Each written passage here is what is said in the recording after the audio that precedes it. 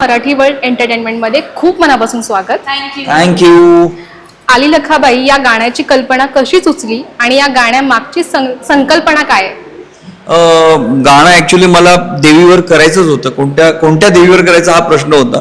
थोडे 2-3 दिवस असं रिसर्च केलं आणि मग मला ही लखाबाई सापडली आणि म्हटलं तिचं जे वर्णन ऐकलं मी, मुळात तिची मी धूप आरती ऐकली ना, तेव्हा मी खूप म्हणजे माझं खूप त्याच्यावर हे गेलं की यार हे काहीतरी वेगळं साऊंड करते. ते धूप आरती हा प्रकार मी कधी ऐकला नव्हता. त्यामुळे मग मी म्हटलं ह्यावरच काहीतरी केलं पाहिजे आणि तिचं तसं वर्णन आहे त्यावर मग ती स्टोरी बनली. माझ्या डोक्यात एक स्टोरी आली, मीला शेअर केली की असं थॉट येतोय, करायचा का? म्हटली खूप वाईल्ड होईल, खूप लार्जर दॅन लाईफ करू शकतो आपण ह्याला.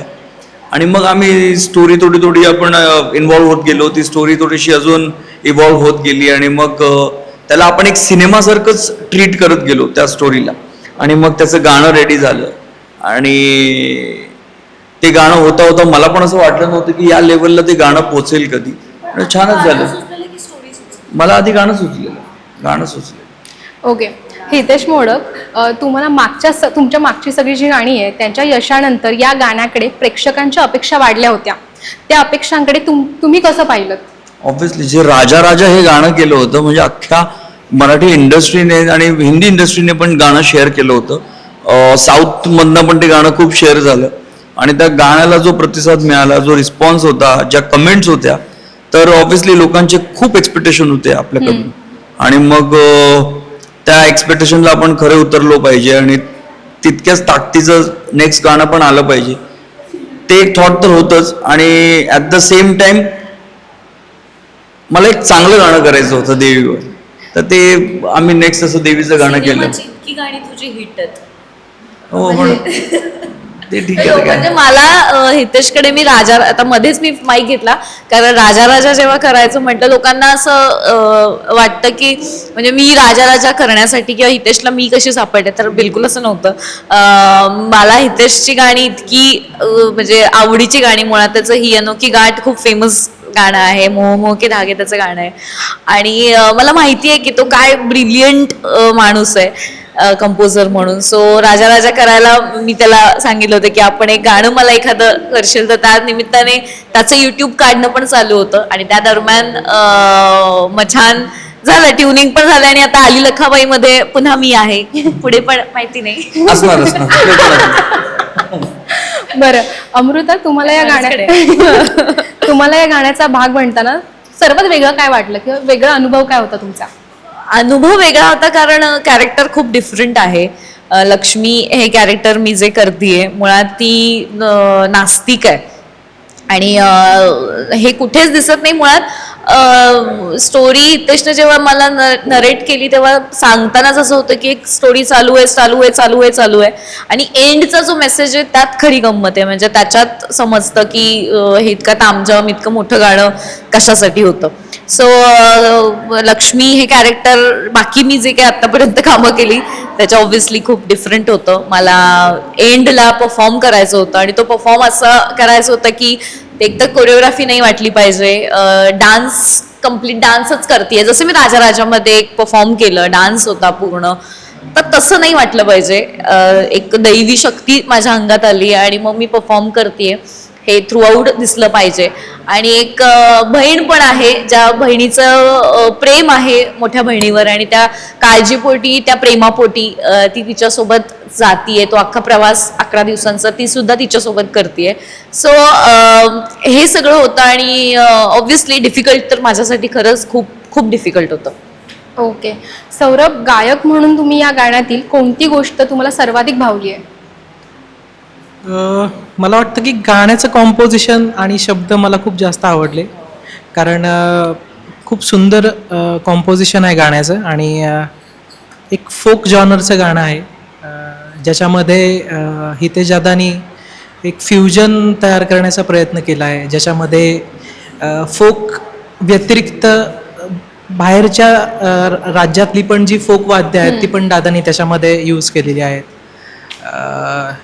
गाण्यामध्ये ॲग्रेशन आहे, करुणाभाव आहे, त्याच्यानंतर काही शास्त्रीय संगीतातले पण एलिमेंट्स दादानी याच्यामध्ये टाकले जे जे आपण आम्ही राग राग जे क्लासिकल सिंगिंगमध्ये गायले जातात ते राग भैरव आणि दरबारी कानडा असं 2 मिक्सचर केलेलं आहे. आणि विशेष म्हणजे गाणं क्लासिकल अजिबात वाटत नाही. म्हणजे हे खरं तर कंपोजरची कमाल आहे की 2 रागांचं हे घेऊन एक फोक गाणं बनवलेलं आहे. आणि खूप सुंदर एक्सपिरियन्स होता माझ्यासाठी. आणि गाणं बघून आणि ऐकून खूप मजा येते आम्हाला सुद्धा आणि प्रेक्षकांना सुद्धा. ओके. सोशल मीडियावरती प्रेक्षकांकडून सुद्धा उत्तम प्रतिसाद मिळतोय, तर या प्रतिसादाबद्दल तुम्ही काय बोलाल? राजाला पण जसं प्रतिसाद होता ना, की पहिला जेव्हा आम्ही टीजर टाकलेला तेव्हा सगळ्या रिव्ह्युअर्सनी, फिल्म रिव्ह्युअर्सने त्याचे रिव्ह्यू दिलेले, त्यांना वाटलं सिनेमा आहे. तसंच रिस्पॉन्स मला याला पण पाहिजे होता. आणि तसंच म्हणजे लोक तशीच कमेंट करायला लागले की हा सिनेमा कधी येतोय, बुक माय शोवर तिकीट्स मिळत नाहीयेत आणि शो कुठे लागलाय आणि काय. म्हणजे फनी कमेंट मी आता अजून एका इंटरव्ह्यूमध्ये सांगितलं की तुमची एक गोष्ट चुकली आहे की तुम्ही चांगले VFX केले, चांगलं म्युझिक केलं, एडिट चांगलं केलंय, सगळं चांगलं आहे, पण फक्त तुम्ही सिनेमा बनवला नाही यावर, ही तुमची चूक आहे. तर असा रिस्पॉन्स बघून आहे ना तुम्हाला खूप इन्स्पायरिंग फील होतं की नेक्स्ट गाणं पण याच ताकदीचं झालं पाहिजे. असं या गाण्यात असा कोणता पैलू आहे जो प्रेक्षकांनी विशेष लक्ष देऊन अनुभवावा असं तुम्हाला वाटतं? मला वाटतं बेसिकली जेव्हा देवी येते स्वर्गातून, जेव्हा ती खाली येते आणि तो जो एक्सपिरियन्स आहे तो त्यांनी मोठ्या स्क्रीनवर आणि मोठ्या साऊंडवरच बघितलं पाहिजे. म्हणजे आम्ही ते हे नोटीस टाकली नाही सुरुवातीला की यूज हेडफोन्स बिफोर वॉचिंग, पण प्लीज हे गाणं तुम्ही स्क्रीन आणि स्पीकरवरच बघा. ओके. घरी टीव्हीवरती मोठ्या थिएटरवरती. या प्रोजेक्टमधून तुम्हाला वैयक्तिक किंवा व्यावसायिक पातळीवर काय शिकायला मिळालं? मॅडनेस, म्हणजे पॅशन पाहिजे आपल्या कामाबद्दल. म्हणजे professionally if you ask me की एक रिस्पॉन्सिबिलिटी असते की आपण एखादं काम घेतलं तर ते जसं मी सांगितलं की ते देवी येण्याचा जो एक सिक्वेन्स होता 30 म्हणजे मला वाटतं 1 मिनिटाचा सिक्वेन्स असेल, तो कम्प्लीट होतच नव्हता. त्यासाठी 3 महिने लागले. तितका पार्ट तो कम्प्लीट करायला 3 महिने लागले आणि त्यावर खूप मेहनत घेतली आहे. आणि ते जोपर्यंत कम्प्लीट होत नव्हतं तोपर्यंत मी सोडत नव्हतो. त्यामुळे मी त्याच्या पाठीच लागलेलो. आणि माझं तेच एम होतं की हे शेवटपर्यंत जितका वेळ लागेल लागू दे, पण हे गाणं त्याच लेवलला घेऊन जायचं आणि त्याला प्रॉपरली कम्प्लीट करायचं. तुम्हा तिघांचे पुढील प्रोजेक्टबद्दल काय सांगाल? लखाबाईच्या यशानंतर प्रेक्षकांच्या भेटीला काय नवीन घेऊन येत आहे?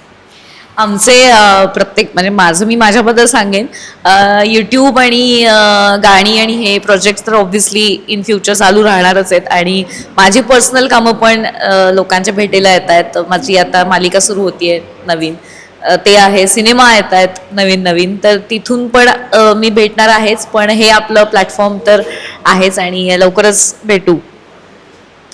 तू आपल्या प्लॅटफॉर्म बद्दल, युट्यूब बद्दल विचारते की नेक्स्ट ओव्हरऑल की माझी एक साऊथची फिल्म येते, राजामुळे मला एक साऊथची फिल्म मिळाली, तर मी त्यासाठी खूप एक्सायटेड आहे. मग माझी श्रेयस तळपदे भाऊंबरोबर एक फिल्म येते मर्दिनी, आणि मग महेश सरांबरोबर काही प्रोजेक्ट येणार आहेत, त्याच्यासाठी पण खूप एक्सायटेड आहे. तर चालू आहे. युट्यूबचं नेक्स्ट गाणं आता वी विल वर्क आफ्टर दिस नाव. लखाबाई नंतर देऊळ बंद 2 मध्ये एक गाणं आहे माझं, विठ्ठला मौला नावाचं. तर ते गाणं आहे. त्या व्यतिरिक्त हितेश दादाची काही गाणी आहेत फिल्मची. आणि आता वारी येते नेक्स्ट मंथमध्ये, तर मग विठ्ठलाची काही वारीची गाणी गायली आहेत. आणि आहे असं अजून येत आहेत, हळूहळू येतील नक्कीच आपल्या सर्वांचं. ओके. तुम्हाला all the best. Thank you so much. पण जाता प्रेक्षकांना काय सांगाल? प्रेक्षकांना माझं म्हणणं एवढंच आहे की काहीही मागणी न करता एक गाणं तुमच्यापर्यंत पोहोचलं आणि त्या गाण्याला तुम्ही इतका प्रचंड प्रतिसाद दिलेला आहे. 50 मिलियन व्ह्यूज तुमच्यामुळे आलेले आहेत आणि असंच प्रेम राहू द्या. अजून गाणं बघितलं नसेल तर आपल्या फॅमिलीला, फ्रेंड्सला, सगळ्यांना गाणं पाठवा आणि हा एक्सपिरियन्स घ्या. जसं हितेश म्हणाला की सिनेमॅटिक आहे आणि मोठ्या साऊंडवर लावून आणि मोठ्या स्क्रीनवर बघा तुम्ही, तो एक्सपिरियन्स कमाल आहे. सो ते बघाच आणि आमचं हितेशचं यूट्यूब चॅनल आहे हितेश मोडक ओरिजिनल्स, ह्या चॅनलला सबस्क्राईब पण करा आणि तुमचं प्रेम असंच राहू द्या आमच्यावर. थँक्यू.